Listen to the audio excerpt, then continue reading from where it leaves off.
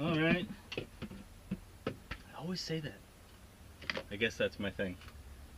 Maybe I'll just make an intro for my videos that is just a big, colorful, alright. It'll come in and you just see this big thing saying, alright. And then I'll do a voiceover of me saying, alright. And then it'll cut to me and I'll be like, alright. Anyhow. Good morning, everybody.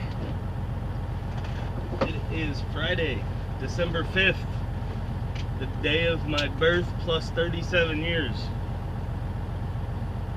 I'm old. It's 2:30 in the morning.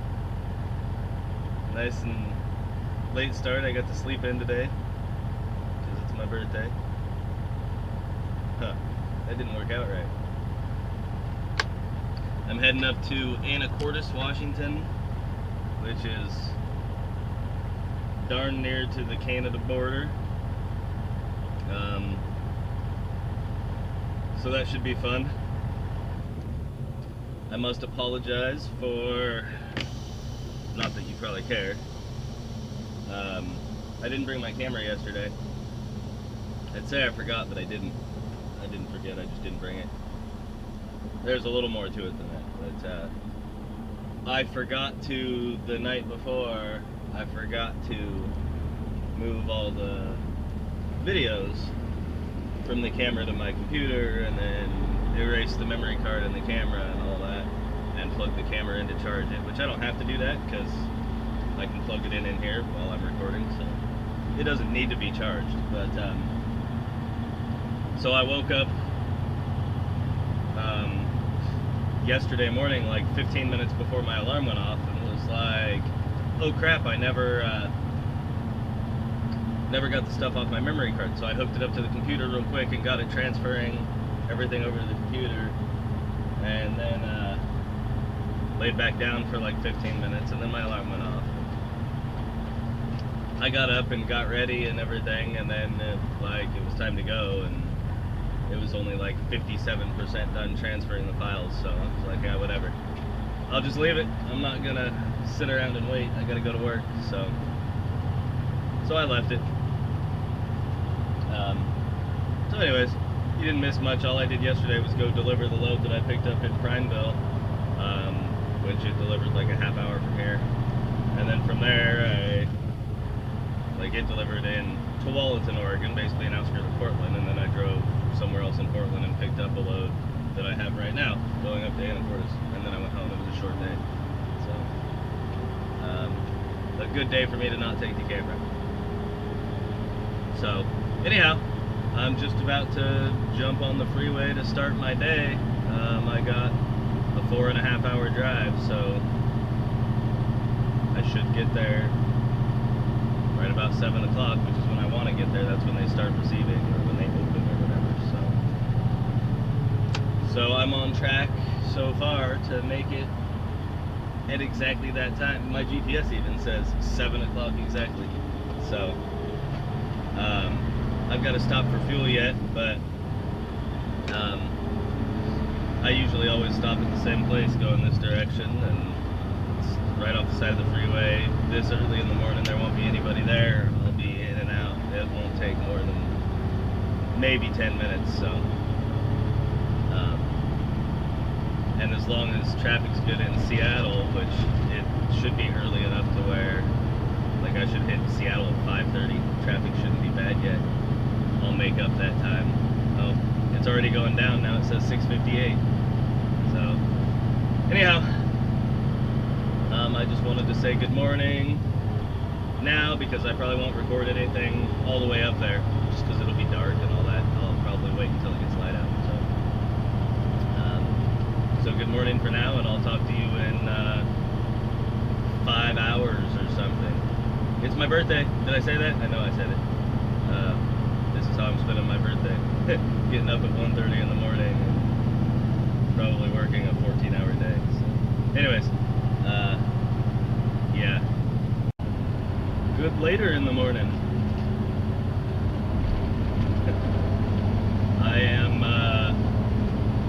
I got up to Anacortes They start receiving at 7. I got there at like 6:45. It's a big place, and it has this big, like, open asphalt area. And I'd never been there, so I pulled into this big area, and there's a guy just kind of standing in the middle.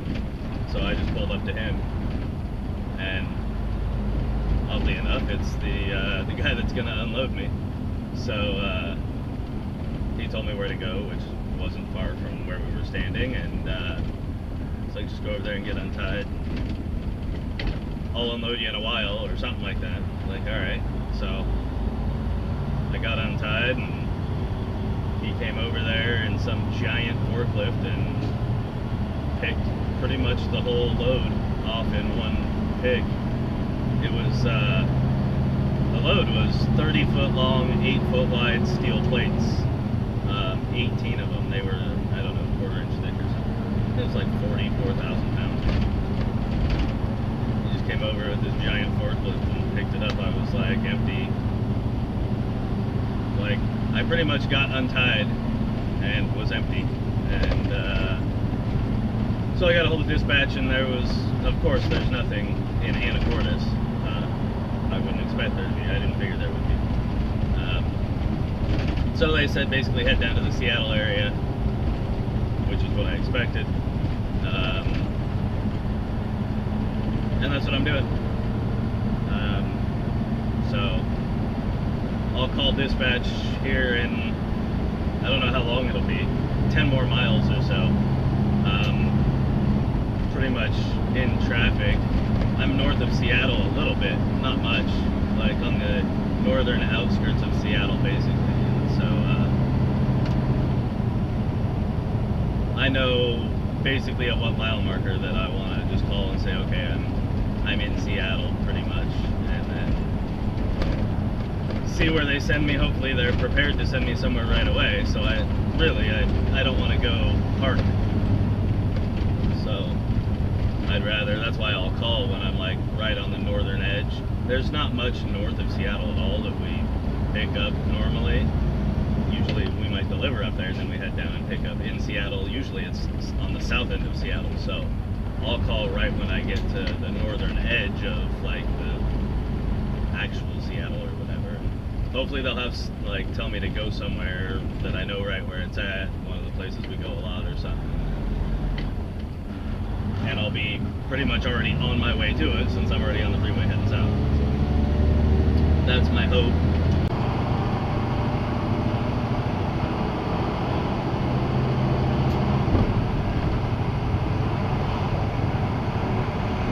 There's Seattle. It's probably, I mean, it's off in the distance, so it's small to me. It's probably even smaller looking through that wide angle, but you can see the Space Needle off to your right a bit. Well, I got a load to head back to Portland. It worked out well as far as when I got a hold of them, told them I'm on the north end of Seattle. Where they sent me was basically, the exit was 3 or 4 miles ahead of where I was. Just got off the exit, pulled in, here I am. Picking up a load of drywall, going to Portland. So, looks like there's only 2 trucks ahead of me, I think. So it shouldn't take a super long time, I don't think, to get loaded. The bad part of it is it has to be tarped, so that sucks, but whatever. So I was just thinking about my birthday, which is today, by the way. I don't think I mentioned that yet. And how it hasn't been the greatest of days. It hasn't been a terrible day, but it hasn't been the greatest of days. So I just wanted to make sure to clarify, to make sure that you understand, that I understand, that the only reason it hasn't been a great day is because of me and my outlook. The way I've chosen to view or respond to the things that have happened to me. It's nobody else's fault that I have had a less than great day. It is only my fault. I, like anybody else, have good days and bad days, right? I think far too many people try to find a way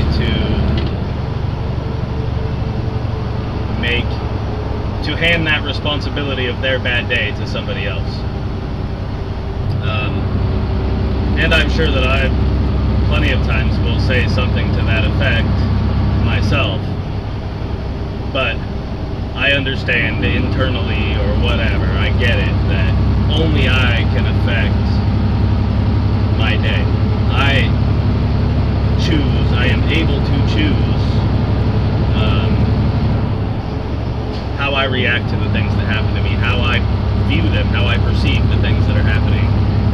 And if I allow them to affect me in a negative way, that's only my fault.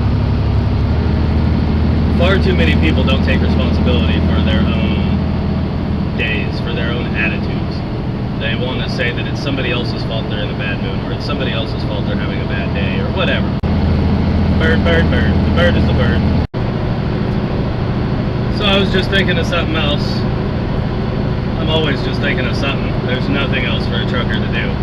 I guess I could listen to the radio, but I'm not really into that. So, if you're into like hunting or fishing or shooting or outdoors stuff in general, I don't know how much fishing there might be on there, but you should check out Fire Mountain Outdoors. I think they have a Facebook page and a YouTube channel. One of the guys from Fire Mountain Outdoor, Mark, is the husband of one of my employees from my office job that I recently left, and he's just a great guy, funny, great, entertaining guy. So I think like hunting and outdoorsy stuff and truck driver-ish stuff go together, right? He's in the pipe fitters union, so he's a union guy, not a trucker. But people watching this video obviously are at least somewhat interested in trucking related activities, right? So maybe you're also into hunting or shooting or rokons or something. So if that's the case, just search Fire Mountain Outdoor and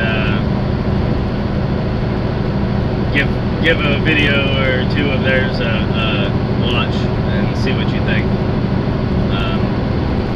That was really it. Load checks are important. Nothing happened. I just pulled over in a rest area real quick, just to check my load, check the tarps, make sure my straps are still tight, all that.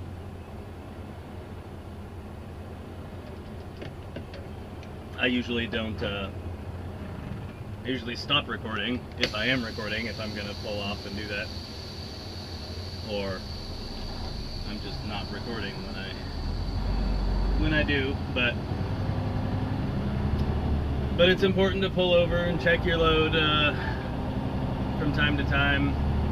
Probably not important if you pull like vans or reefers, because at least the rare occasion that I pull them, the trailers have seals on them.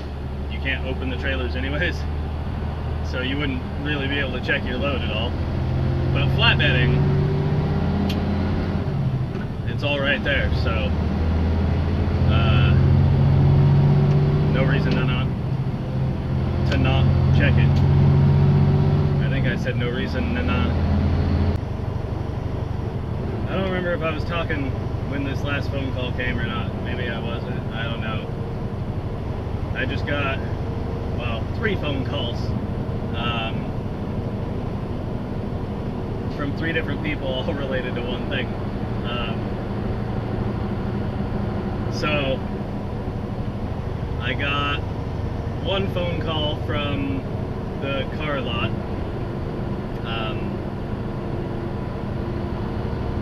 I'm getting that truck tonight, and then I got a phone call from my wife because apparently at the same time that the car lot guy called me, finance company that we're going through called my wife. So car lot guy called me, got off the phone with him, and almost immediately my phone rang again, and it was my wife, to tell me what conversation she had just had. And so then I had a question for the finance company guy, so then I called him, but he didn't answer, so I left him a voicemail. And then basically no sooner did I hang up, and he called me right back, and so I asked him some questions. Really the main question, since it's your business, right, was I wanted to know if they have auto pay, if I can just set it up to just, I don't want to mess with remembering to, I like everything on auto pay, so I don't have to think about it. I can just go to work, make money, money goes in accounts, it automatically goes out where it needs to go.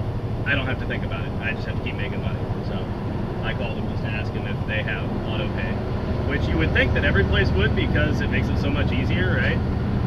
But the company that my motorcycle was financed through, I guess they don't take credit cards either. Like, you can't pay with a debit card, or it's cash or check only.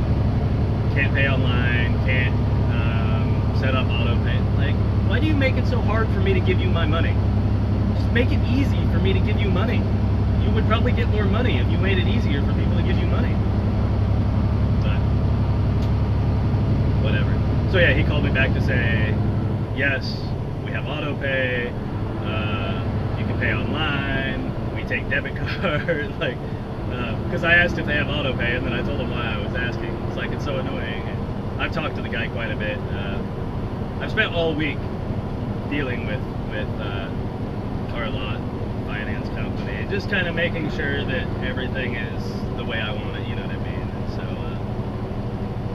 anyways, so yeah, I asked my question and then told him why I was asking, and so he called back and was like, yes, you can set it up like that. So good stuff. So it's gonna be all set up, and I think just gonna go do some paperwork tonight, get rid of my little Colorado, and get a pick-em-up truck for my birthday. A bigger, noisier one, anyways. Alright, so we're just making our arrangements to meet up. He's going to text me the address. I know where we're meeting, but we're meeting at a different dealership, basically. It's a long story. Really, it's not. I don't want to tell you. So I know where it is, but he's going to text me the address anyway, so whatever. It'll be dark by the time I get it and whatnot tonight, so since tomorrow's Saturday, maybe I will make a Saturday video showing you my new toy. Maybe. Although it probably won't get posted Saturday, because I'll have to still edit this video, which obviously I'll be doing stuff tonight, so I probably won't be editing it tonight. I also have a Trucker's View video from 2 days ago still to do. So I probably won't get those done tonight. Maybe I'll get the Trucker's View one done tonight. I'm going to finish that before I start on this one, because I got to go in order. And that one shouldn't be too hard. But then tomorrow, my daughter has a cheer competition. The first competition of the year is tomorrow. So I'll be busy most of the day. Well, I won't really be busy. I'll be sitting at a cheer competition most of the day. So I won't be editing videos until maybe the evening. So this video might get posted Saturday evening. Obviously you'll know right now watching it because it's already posted for you.